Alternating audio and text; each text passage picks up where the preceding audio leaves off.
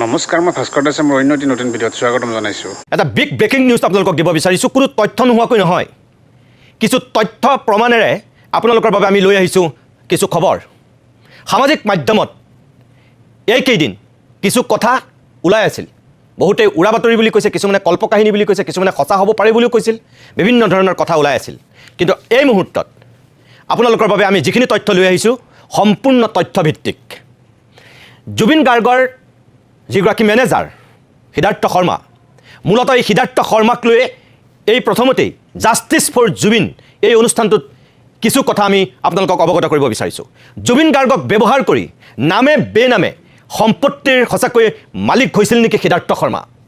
পলাতক সিদ্ধাৰ্থৰ সম্পত্তিৰ পাহাৰৰ তথ্য এই মুহূৰ্তত আমাৰ হাতত। বিগত এটা বছৰত, মই আকৌ কৈছোঁ, বিগত এটা বছৰত কেনেকৈ কৰোণাৰে ধন চপাইছিল সিদ্ধাৰ্থ শৰ্মাই, আজি আমি সেইখিনি তথ্য ফাদিল কৰিব বিচাৰিছোঁ। সিদ্ধাৰ্থ শৰ্মাৰ তথ্য, সম্পত্তিৰ তথ্য এই মুহূৰ্তত আমাৰ হাতত।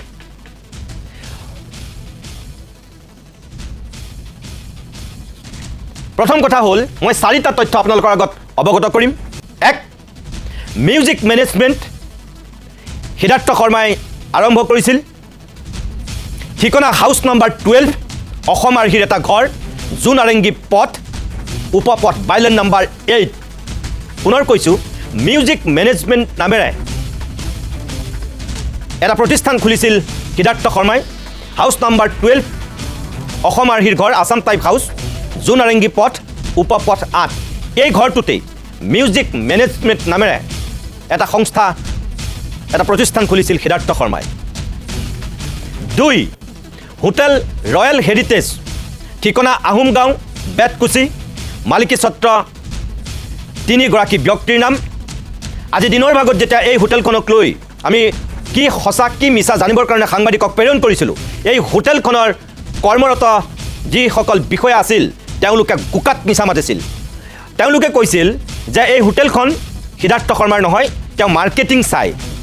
কিন্তু আচল সত্যটো আমাৰ হাতলৈ আহিছে এই মুহূৰ্তত। এই হোটেলখন 3গৰাকী ব্যক্তিৰ নামত আছে, বিকাশ আগৰৱাল, প্ৰতীক খৈতান আৰু 3 নম্বৰজন হৈছে সিদ্ধাৰ্থ শৰ্মা। মই পুনৰ কৈছোঁ, হোটেল ৰয়েল হেৰিটেজ, যিখন গুৱাহাটী মহানগৰীৰ আহোম গাঁৱত আছে, বেতকুচিত, আৰু তাৰ মালিকী স্বত্ব আছে 3জন ব্যক্তিৰ নামত। এগৰাকী হৈছে বিকাশ আগৰৱাল, দ্বিতীয়গৰাকী ব্যক্তি হৈছে প্ৰতীক খৈতান, আৰু তৃতীয়গৰাকী ব্যক্তি হৈছে জুবিন গাৰ্গৰ manager Siddharth Sharma. 3 number, Zubeen Garg music LLP, আন এটা প্ৰতিষ্ঠান, ground floor, house number 233, Ramsahil, Jaipur, Kharghuli, মালিকী স্বত্ব আছে 3জন ব্যক্তিৰ নামত।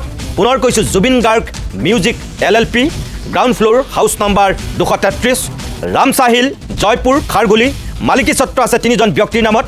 1, সিদ্ধাৰ্থ শৰ্মা, 2, তাৰচেম মিত্তাল, আৰু 3, জুবিন গাৰ্গ। 3 নম্বৰ, এই গোটেই সম্পত্তিটো যিটো জুবিন গাৰ্গ মিউজিক LLP বুলি তেওঁলোকে গঠন কৰিছিল, অকল জুবিন গাৰ্গৰ নহয়, 3জন ব্যক্তিৰ মালিকী স্বত্ব আছে। পাৰ্টনাৰ হিচাপে ইয়াত দেখুওৱা হৈছে সিদ্ধাৰ্থ শৰ্মাক। তাৰচেম মিত্তাল আছে, জুবিন গাৰ্গ আছে, আৰু সিদ্ধাৰ্থ শৰ্মা আছে। আৰু 4, মহাবীৰ একুৱা, ডাক নম্বৰ 40, IGC উপপথ 10, ছয়গাঁও, কামৰূপ, মালিকী স্বত্ব আছে 2জন ব্যক্তিৰ নামত। পুনৰ কৈছোঁ, এটা বটলিং প্লেনৰ কথা এইকেইদিন ওলাই আছিল, আৰু অৱশেষত এইটো কাগজে পত্ৰই আমি উদ্ধাৰ কৰিছোঁ। মালিকী স্বত্ব আছে 2জন ব্যক্তিৰ নামত, চেতন ধীৰাচাৰিয়া, 2, সিদ্ধাৰ্থ শৰ্মা। যিগৰাকী জুবিন গাৰ্গৰ মেনেজাৰ লৈ সা সম্পত্তিৰ কথা এইকেইদিন ব্যাপক ৰূপত চৰ্চা হৈছিল, আৰু অৱশেষত সিদ্ধাৰ্থ শৰ্মাৰ এই সকলোখিনি তথ্য আমাৰ হাতলৈ আহিছে। মই হোটেল ৰয়েল হেৰিটেজৰ কথা যিখিনি আপোনালোকৰ আগত মই কৈছিলোঁ, যে আহোম গাঁও বেতকুচিৰ মালিকী স্বত্ব থকা হোটেলখনৰ সন্দৰ্ভত যিখিনি এইকেইদিন খা খবৰ ওলাইছিল, কি সঁচা কি মিছা আমি জানিবৰ কাৰণে আজি পুৱাৰ ভাগত যেতিয়া হোটেলখনলৈ আমাৰ সাংবাদিকক প্ৰেৰণ কৰিছিলোঁ, তেওঁলোকে গোকাত মিছা কথা কৈছিল। আমি এখন প্ৰতিবেদন প্ৰস্তুত কৰিছিলোঁ, যিখন প্ৰতিবেদনত ইতিমধ্যেই সেই হোটেলখনৰ যিসকল কৰ্মচাৰী, যিসকল মেনেজাৰ, তেওঁলোকে আজি কৈছিল যে হোটেলখন কেতিয়াও সিদ্ধাৰ্থ শৰ্মাৰ নহয়, বা সিদ্ধাৰ্থ শৰ্মাৰ কোনো তাত ভাগ নাই, তেওঁ অকল মাৰ্কেটিং চাই, এডভাৰটাইজ চাই। তেওঁ মালিকী স্বত্ব তাত নাছিল বুলি কৈছিল আজিৰ দিনটোত কোৱা কথা এয়া কিন্তু এই মুহূৰ্তত যিখিনি মই কাগজ পত্ৰ সংগ্ৰহ কৰিছোঁ আপোনালোকৰ আগত মই দেখুৱাব পাৰোঁ এটা কথাও মুখেৰে কোৱা নাই এটা শব্দ বাক্যও এনেই কোৱা নাই এই যিখিনি কথা কৈছোঁ আপোনালোকৰ আগত এয়া সম্পূৰ্ণৰূপে তথ্য প্ৰমাণ লৈহে আমি সদৰি কৰিছোঁ কিয় কৈছোঁ এই যে হোটেলখন তিনিজন ব্যক্তিৰ নামত যে আছে মালিকী স্বত্ব কাৰ কাৰ নামত আছে বিকাশ আগৰৱাল প্ৰতীক খৈতান আৰু সিদ্ধাৰ্থ শৰ্মা 13 ছেপ্টেম্বৰ 2025ত মালিকী স্বত্ব লৈছে সিদ্ধাৰ্থ শৰ্মাই পুনৰ কৈছোঁ 13 ছেপ্টেম্বৰত ইয়াৰ মালিকী স্বত্ব লৈছে এই তিনিজন ব্যক্তিয়ে এই হোটেলখন হয়তো লিজত লৈছে আৰু ইয়াৰ মালিকী স্বত্ব অন্যতম ব্যক্তি হৈছে এই সিদ্ধাৰ্থ শৰ্মা হোটেলখনত বাৰ ৰেষ্টুৰেণ্টৰ ব্যৱসায় কৰিব পাৰিব বুলিও চুক্তিত উল্লেখ আছে এইখন সেইখন চুক্তিপত্ৰ আপোনালোকে চাওক 13/9/2024 এই তিনিগৰাকী ব্যক্তিৰ নাম নটাৰী কৰিছে তেওঁলোকে চাওক এই তিনিজন ব্যক্তিৰ নাম স্পষ্টকৈ ইয়াত উল্লেখ আছে যি তিনিজন ব্যক্তিয়ে এই হোটেলখন লিজত লৈছিল সকলো টকাৰ পৰিমাণ ইয়াত লিখা আছে কাৰ কিমান শতাংশ থাকিব উল্লেখ আছে বিকাশ আগৰৱালাৰ 50% এই হোটেলখনৰ তিনিজন ব্যক্তিৰ নামত মই পুনৰ কৈছোঁ বিকাশ আগৰৱালাৰ 50% আৰু প্ৰতীক কৈতান আৰু সিদ্ধাৰ্থ শৰ্মাৰ 25% অৰ্থাৎ 25%কৈ এই দুজন ব্যক্তিৰ ইয়াত অংশীদাৰিত্ব সিদ্ধাৰ্থ শৰ্মা 3 নম্বৰত আছে প্ৰতীক কৈতান 2 নম্বৰত আছে আৰু বিকাশ আগৰৱালাৰ নাম 1 নম্বৰত আছে তেওঁলোকে যিখন এফিডেভিট কৰিছে এই এফিডেভিটত সকলোবিলাক তথ্য উল্লেখ আছে কিন্তু আজি দিনৰ ভাগত এই হোটেলখনৰ মালিকী স্বত্বৰ কথা সম্পূৰ্ণৰূপে অস্বীকাৰ কৰিছিল হোটেলখনৰ কৰ্মচাৰীয়ে পুনৰ কৈছোঁ 13 ছেপ্টেম্বৰ যোৱা বছৰ 2024 চনৰ 13 ছেপ্টেম্বৰত 13/9/2024ত তেওঁলোকে মালিকী স্বত্ব লৈছে এই হোটেলখন যিটো বিল্ডিং এই বিল্ডিংটো হয়তো এজন কুলদীপ সিং নামৰ ব্যক্তিৰ নামত আছে কাৰণ যিখন ইলেক্ট্ৰিচিটিৰ বিল আপোনালোকে চাওক 2,87,709 টকা তেওঁলোকে 2024 চনত 29 জুলাইত বিল পৰিশোধ কৰিছে ডিউ ডেট 29 জুলাই 2024 বিল নাম্বাৰ 90015439 আৰু বিল এমাউণ্ট 2,87,709 টকা কনজিউমাৰ নেম শ্ৰী কুলদীপ সিং অৰ্থাৎ এই কুলদীপ সিঙৰ পত্নীৰ এই হোটেলখন আছিল আৰু এই পত্নীগৰাকীৰ পৰাই আচলতে এই তিনিজন ব্যক্তিয়ে এই হোটেলখন লিজত লৈছে যিটো কথা আজি দিনৰ ভাগত হোটেলখনৰ কৰ্মচাৰীসকলে যেতিয়া আমি তেওঁলোকৰ সুধিছিলোঁগৈ যে হোটেলখন সঁচাকৈ কাৰ তেওঁলোকে এগৰাকী বেলেগ মালিকৰ নাম কৈছিল কিন্তু আজিৰ দিনত সেই মালিকৰ এই হোটেল নহয় তেওঁলোকে হোটেলখন লিজত দিছে ডিম্পল কৌৰৰ নামত তেওঁলোকে আজি এখন জাননী প্ৰেৰণ কৰিছিল সন্মুখৰ ভাগত গোটেই তেওঁলোকে জাননী প্ৰেৰণ কৰি পেলাই এইটো বুজাইছিল যে এই হোটেলখনৰ প্ৰকৃত মালিক ডিম্পল কৌৰ কিন্তু ডিম্পল কৌৰে আচলতে এই হোটেলখন লিজত দিছে যোৱা বছৰে তিনিগৰাকী ব্যক্তিয়ে লিজত লৈছে সম্পূৰ্ণৰূপে এইখিনি কাগজ পত্ৰ আমাৰ হাতত যিহেতু আহি পৰিছে গুকাত মিছা কথা কৈছিল এতিয়া প্ৰশ্ন হৈছে যদি জুবিন গাৰ্গৰ সঁচাকৈ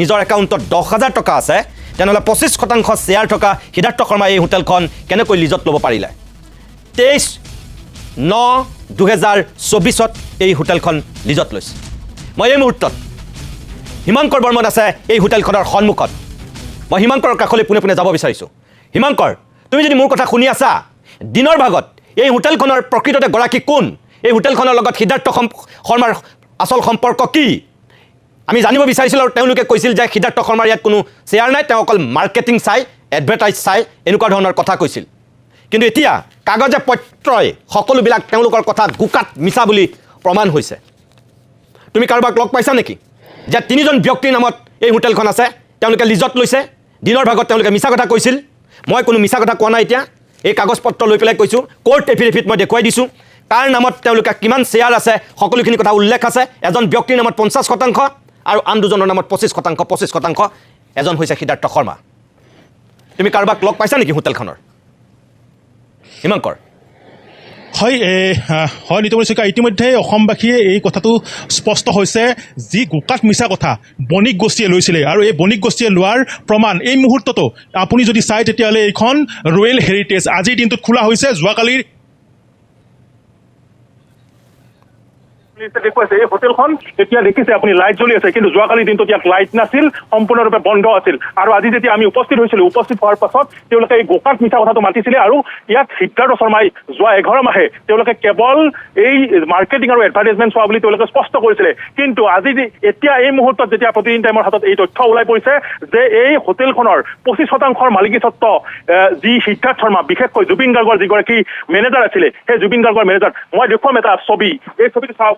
তেওঁলোকে জুবিন গাৰ্গৰ নাম লৈ বেপাৰ কৰি আছে আৰু আজিও কৰি আছে। এই দেখুৱাইছো সন্ধিয়া সময়, এতিয়া প্ৰায় সন্ধিয়াৰ পিছত এতিয়া এই জুবিন গাৰ্গৰ ছবিখন আনিছে, কিন্তু ইয়াত চাকি বন্তি বা ধূপ ধূনা একো নাই। আৰু সমান্তৰালকৈ এই কাৰবাৰটোৱে, এই যিটো কাৰবাৰ, এই কাৰবাৰটোৱে সিদ্ধাৰ্থ শৰ্মাই কৰি আহিছিলে সমগ্ৰ অসমবাসীক ধূলিসাত বা সমগ্ৰ অসমবাসীক ধূলিত আচলতে চকুত ধূলা দি পেলাই তেওঁলোকে এই কামটো কৰি আছিল। আৰু সিদ্ধাৰ্থ শৰ্মাই এই যিখন হোটেল, এই হোটেলখনৰ 25% মালিকী স্বত্ব লৈ পেলাই চলাই আছিলে। আৰু আনকি আমি যেতিয়া সুধিছিলো ইয়াৰ যিগৰাকী মেনেজাৰ বা যি পৰিচালনা দায়িত্বত আছে, তেওঁ পদ্মাৰ জনৈক পদ্মাৰ বুলি, সেই পদ্মাৰক যেতিয়া সুধিছিলো যে আপোনালোকৰ দৰমহা সিদ্ধাৰ্থ শৰ্মাই চেক যোগে পেমেণ্ট কৰে, তেতিয়া সেই কথাটো অস্বীকাৰ কৰিছিলে বা তেতিয়া সেই কথাটো জনাবলৈ অপৰাধ কৰিছিলে যে মালিক ডিম্পল কোঁৱৰেহে এই বস্তুটো জানে বা এই কথা বিষয়ে জানে, আমি নাজানো। সেই কথাটো তেওঁলোকে কৈছিলে। আজিৰ দিনটোত যেতিয়া এই মুহূৰ্তত যেতিয়া এই কথাটো স্পষ্ট হ'ল, ইয়াৰ পাছত ডিম্পল কোঁৱৰ অথবা এই হোটেলখনৰ লগত জড়িত এই 3 ব্যক্তিৰ সমান্তৰালকৈ যিহেতু সিদ্ধাৰ্থ শৰ্মা পলাতক হৈছে, তাৰ লগত থকা 2টি স্বত্বাধিকাৰী, আন যি সহযোগী, তেওঁলোকে কি ক'ব? হোটেলখনৰ ভিতৰৰ দৃশ্যটো মই দেখুৱাইছো, এতিয়াও সম্পূৰ্ণৰূপে খোলা আছে, মানুহ আহি আছে গৈ আছে, ইয়াত গ্ৰাহক আহি আছে গৈ আছে। এয়া হৈছে সম্প্ৰতি সিদ্ধাৰ্থ শৰ্মাৰ যি কাৰবাৰ বা সিদ্ধাৰ্থ শৰ্মাই যি হোটেল খুলি লৈছিলে, হোটেল খুলি লৈ যি বেপাৰ কৰিছিলে, সেই বেপাৰ কৰি লোৱাৰ দৃশ্য মই দেখুৱাইছো। তেতিয়াও আপুনি চাই এই হোটেলখনৰ ভিতৰত গ্ৰাহক আহি আছে গৈ আছে। আৰু এয়াই হৈছে এতিয়া বাস্তৱ ছবি। এইখনেই আজিৰ দিনটোত বাস্তৱ ছবি। সিদ্ধাৰ্থ শৰ্মা যদিও পলাতক, তথাপিও কিন্তু সিদ্ধাৰ্থ শৰ্মাৰ নাম লুকুৱাবলৈ এই হোটেলখনে কোনো ধৰণে সংকোচ নকৰিলে, কোনো ধৰণে তেওঁলোকে এবাৰো কুণ্ঠাবোধ নকৰিলে। তেওঁলোকে সঁচাটো, প্ৰকৃত যিটো সত্য অসমবাসীয়ে জানিব বিচাৰিছিল, সেই প্ৰকৃত সত্যটো কিন্তু লুকুৱাই ৰাখিলে। আজিৰ দিনটোতো তেওঁলোকে লুকুৱাই ৰাখিছে। আৰু এয়া হৈছে, আৰু এই মুহূৰ্তত মই জানিব বিচাৰিম, যিহেতু হোটেলখন উপস্থিত দিছো, আপোনালোকৰ পৰিচালনা দায়িত্বত থকা কোনোবা লোক আছে নেকি এই মুহূৰ্তত? এই হোটেলখন আপোনালোকে সিদ্ধাৰ্থ শৰ্মা আচলতে মালিক হয় বুলি এতিয়া সকলো তথ্য পোহৰলৈ আহিছে। কি ক'ব এই সমগ্ৰ বিষয়টো সন্দৰ্ভত? তেওঁলোকৰ মালিকী স্বত্ব আছে 25%। প্ৰিয় দৰ্শক, এই মুহূৰ্তত আমাৰ হিমাংকৰৰ লগত সংযোগ বিচ্ছিন্ন হৈছে, কিন্তু মই আপোনালোকক কওঁ যে এই হোটেলখন তেওঁলোকে লিজত লোৱাটো সঁচা। আৰু তেওঁলোকৰ যিখিনি মোৰ হাতত কাগজ পত্ৰ আহিছে, মই প্ৰতিদিন টাইমৰ দৰ্শকসকলক মই জনাব বিচাৰোঁ যে তেওঁলোকে 25/9/2024 পৰা 15/9/2024 পৰা 14/9/2025 এই যিটো পিৰিয়ড, মন্থলি তেওঁলোকে লিজত লৈছে 9 লাখ টকাত। পাৰ মান্থ তেওঁলোকে 9 লাখ টকা লিজত লৈছে। যোৱা বছৰ 15 ছেপ্টেম্বৰৰ পৰা এই বছৰ এই চলিত 14 ছেপ্টেম্বৰলৈকে এই 3জন ব্যক্তিয়ে পাৰ মান্থ 9 লাখ টকাত এই হোটেলখন লিজত লৈছে। 15/9/2025 অৰ্থাৎ আজি 24 ছেপ্টেম্বৰ, যোৱা 15 ছেপ্টেম্বৰৰ পৰা অহা 26 চনৰ 14 ছেপ্টেম্বৰলৈকে, মই পুনৰ কৈছোঁ, এই যোৱা 15/9/2025 পৰা 14/9/2026 চনলৈ এই হোটেলখন আকৌ তেওঁলোকে পাৰ মান্থ 9 লাখ টকাতে লিজত লৈছে। কিন্তু তাৰপিছত 15/10/2026 পৰা 14/10/2027 তেওঁলোকে এই হোটেলখন 10 লাখ টকাত, পাৰ মান্থ 10 লাখ টকাত লিজত লৈছে। আৰু লিজত লোৱা এই 3জন ব্যক্তিৰ গোটেই কাগজ পত্ৰ আমাৰ হাতত। ডিম্পল কোঁৱৰ আচল মালিক হয়, কিন্তু তেওঁলোকে এই ডিম্পল কোঁৱৰে এই হোটেলখন এতিয়া লিজত দিছে এই 3গৰাকী ব্যক্তিক। আৰু ইয়াৰে পুনৰ কৈছোঁ 25% শ্বেয়াৰ আছে এতিয়া এইগৰাকী সিদ্ধাৰ্থ শৰ্মাৰ হাতত।